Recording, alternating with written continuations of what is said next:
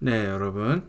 지금 우리는 자본주의의 전개 과정, 역사에 대해서 배우고 있는데, 앞서 얘기했던 수정자본주의가 이제 큰 정부를 추구한다라는 얘기까지 했습니다.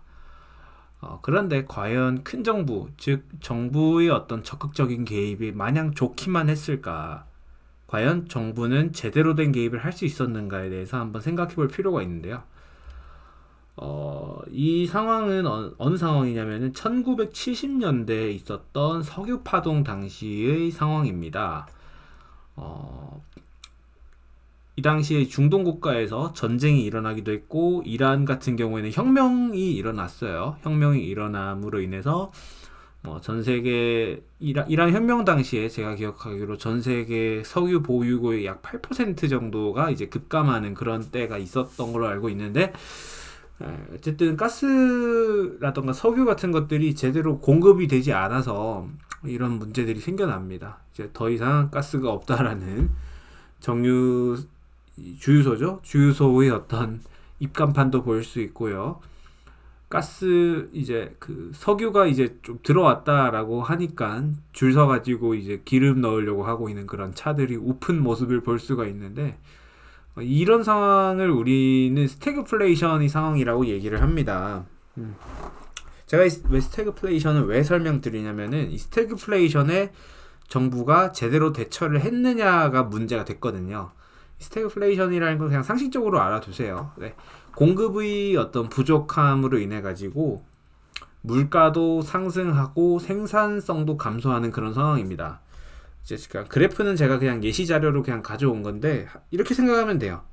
어, 제가 방금 전에 가스 공급이 줄어들었다 했잖아요. 그죠? 가스 공급이 줄어들면은 보통 공급이 줄어들면은 구하기가 힘들다라는 의미가 되니까 가격이 오를 겁니다. 가스의 가격이요. 그죠? 석유의 가격이 오를 겁니다. 그러면은 석유의 가격이 오르면 석유를 원재료로 해가지고 만드는 제품의 가격도 올라야 정상인 거죠. 그죠? 그렇잖아요. 그죠? 물가가 상승합니다. 그럼으로 인해서. 그리고 생산하는 입장에서도 기존에 비해서 원자재의 값이 올라가니까 기존만큼 생산을 하기에는 부담스러운 거예요. 그러니까 생산량도 감소가 되어버리는 상황이 오는 겁니다. 소비자 입장에서는 물가도 올라버리고 생산성도 감소를 해버리니까 한마디로 본인의 벌이가 없어지는 거죠. 그렇잖아요.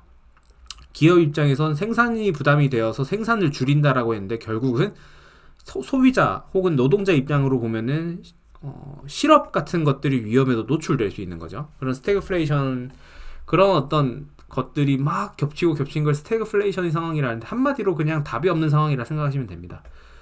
근데 문제는 이런 부분들에 대해서 정부가 제대로 컨트롤 타워 기능을 할 수 있었는가, 정부가 과연 스태그플레이션을 잡을 수 있는가에 대한 의문이 생겨나기 시작한 겁니다.